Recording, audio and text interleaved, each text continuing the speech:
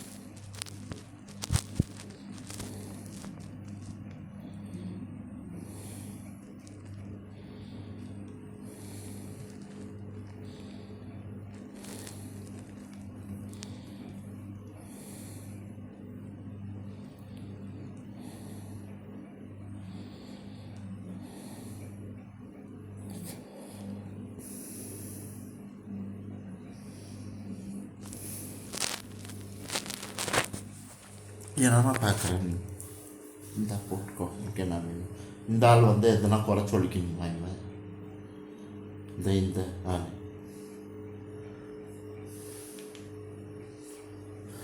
நல்ல தகப்பனே, சர்வ வல்லமை உள்ள எங்கள் ஆண்டவரே, அருமையான நேரத்துக்காக ஸ்தோத்திரம்.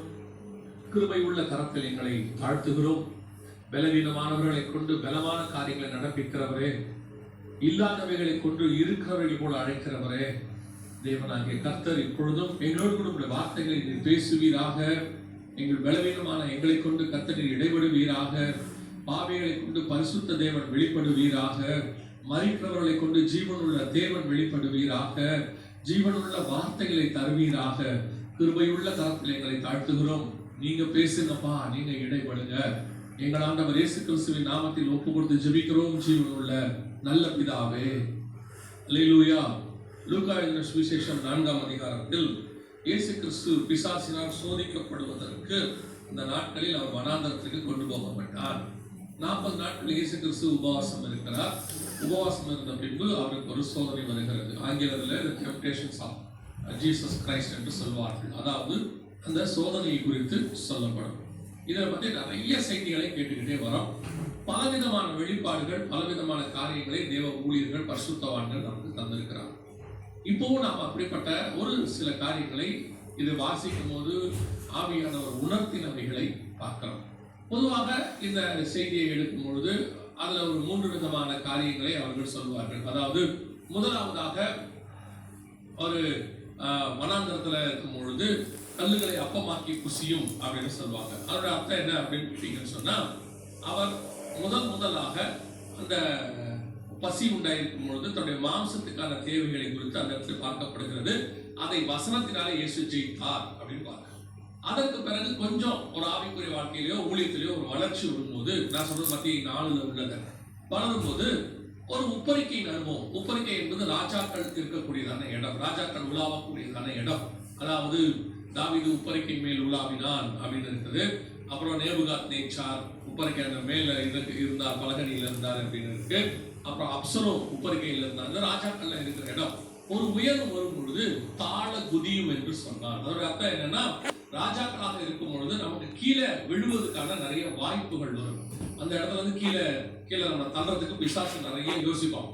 கீழே இருக்கும்போது, அந்த வனாந்தரத்துல இருக்கும்போது, பூமியில நிற்கும் போது அவன் கீழே குதியும், கீழே பாருங்கன்னு சொல்ல மாட்டான். அந்த இடத்துல இருந்து கல்லுகளை அப்பமாக்கி குசியும் அப்படிப்பான். தேவை, அடிப்படை தேவைகளை பத்தி மட்டும் அந்த இடத்துல சொல்லப்படும். உன் வயிற்றுக்கு தேவையானது, வாழ்க்கைக்கு தேவையானது, ஊழியத்தை ஆரம்பிக்கிற புதிதுல நாம் அதுக்கான தேவைகளுக்கு ஓடிக்கொண்டிருக்கும் போது அதிலிருந்து வழிவிலகம் பண்றதுக்கு வார்த்தையை விட்டுட்டு அப்படி வேற பக்கம் திருப்ப பிசாசு முயற்சி பண்ணுவோம். அப்ப ஆண்டவர் சொல்வாரு, ஆனால் இந்த கல்லுகள் அப்பமாக்கி அல்ல, கர்த்தருடைய வசனத்தினாலே பிழைக்கிறவன். அதுதான் பேசிக். ஊழியத்தின் பாதையிலும் ஆவிக்குரிய வாழ்க்கையிலையும் நம்மள ஒரு குடும்ப தேவை, வீட்டு வாடகை, இது மாதிரி எவ்வளவு பேசிக்கா இருக்கும், அடிப்படை. அது கூட கொஞ்சம் கஷ்டம் வரும் ஆரம்பத்துல. ஊழியத்தின் பாதையில வரும்போதோ, ஆவிக்குரிய வாழ்க்கையை ஆண்டவர் ஏற்றுக்கொண்டு வரும்பொழுதோ கொஞ்சம் மனாந்தரம் வரதான் செய்யும். அதுல கூட வசனத்தை உறுதியா பிடிக்கிறவங்க அதை தாண்டி வந்துருவாங்க. அதுக்கு அடுத்து நீங்க போகும்போது கீழே குதிங்க சொல்லுவாங்க. இது ரிஸ்க் எடுக்க சொல்ற அனுபவம். கொஞ்சம் வளர்ச்சி வந்துருச்சு, நம்மளா முடிவெடுத்து அதெல்லாம் பார்த்துக்கலாம், ஆண்டவர் எல்லாம் காப்பாத்திடுவாரு அப்படின்னு சொல்லி தைரியமா செய்யற சில விஷயங்கள், துணிகரமா செய்யற விஷயங்கள். இது 2வது நிலை. இப்ப இதையும் இயேசு ஜெயிச்சிருவார். ஜெயிச்ச பிறகு 3வது மலைக்கு மேல கூட்டிட்டு போவான். மத்திய 4ல இருக்கு, மலைக்கு மேல கூட்டிட்டு போவான். இப்ப கூட்டிட்டு போய் என்ன செய்வான் அப்படின்னு கேட்டீங்கன்னு சொன்னா, அந்த மலையில இருக்கிற உலகத்துல இருக்கிற எல்லா மகிமைகள், பட்டம், பதவி, ஆசை எல்லாத்தையும் காட்டுவான். இது எல்லாத்தையும் காட்டி, இது எல்லாத்தையும் உனக்கு நான் தரேன், என்ன மட்டும் பணிஞ்சு கொள்ளுங்க. இப்ப நாம பல நேரங்களிலே பிசாசு என்பது உலகத்தில் உண்டானதுக்கு, அதாவது கண்களின் இச்சை, ஜீவனத்தின் பெருமை, மாம்சத்தின் இச்சை, இவையெல்லாம் உலகத்தில் உண்டானவைகள், அந்த பிசாசுக்குரிய காரியங்கள். இதெல்லாம் இதை எல்லாத்தையும் காட்டி, இதை என்ன பணிஞ்சுக்கிட்டா இதெல்லாம் உனக்கு தருவேன் அப்படின்னு அர்த்தம். அப்படின்னு கேட்டீங்கன்னு சொன்னா, ஒரு பீரியட்ல நீங்க நல்லா ஆவிக்குரிய வாழ்க்கையிலயோ ஊழியத்திலயோ மேல வளர்ந்த எல்லாம் உங்களை தேடி வரும். ஆஸ்தி எல்லாம் வரும்.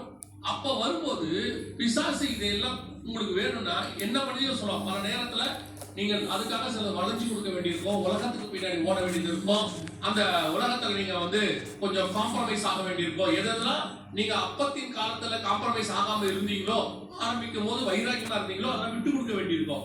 நீங்களே அதை செய்யற மாதிரி இருக்கும். எதெல்லாம் செய்ய மாட்டேன் கர்த்தருக்கு நீங்க சொன்னீங்களோ, ஒரு 30-40 வருஷம் கழிச்சு நீங்களே அதை செய்வீங்க. அந்த இடத்துக்கு அது கொண்டு வந்துடும் பல நேரங்களில.